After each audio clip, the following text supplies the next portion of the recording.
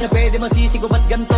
Ginaganapan ko lang na natural, tsaka inagapan ko na mautal. Nilaban sinugal, ginapang minahal. Katagalan matutunan ko rin tumagal, tsaka alam ko naman na inaabangan na sana tabangan yung papakawalan para di naabangan. Kaso nga lang pala pa naman ang alabang kinalakihan na galingan ng galingan, kaya nakasanayan ko makabuo na madiin. Di ko na malayo na malayo na malayo na palayo, narating matay ako na pailing. Mga naniwala di ko pwede biguin, di ko pwede pakitaan na bitin. Mga tinga na kalang busugin ko pa din kahit kabisado na kalitiin. Alam ko na may mata na nagbabantay kung paano ako sasablay, matyagang nag-aantay kung kailan ako tatamlay at lalaylay. Yung mga laway na makita ako na mahina, umay na manirang alay na manghila, kasi nga walang pinakitang hindi pamatay.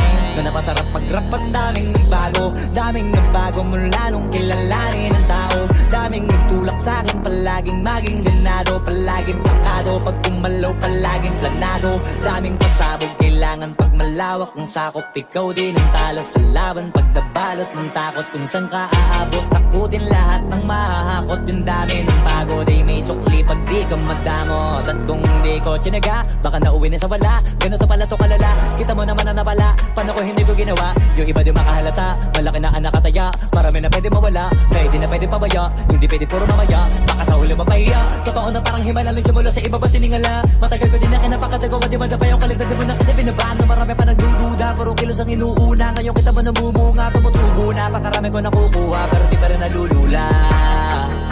Tas sa ugali wala pa rin binago, tao pa rin pag umaharap sa tao.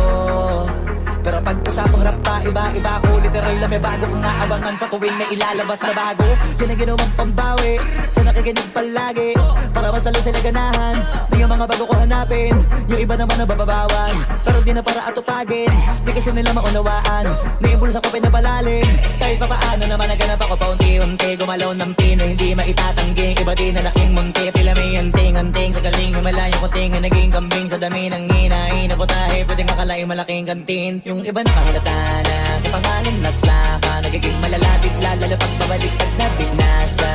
Pag gumagawa, hindi ko ba magagawa, maiba lang ang lasa.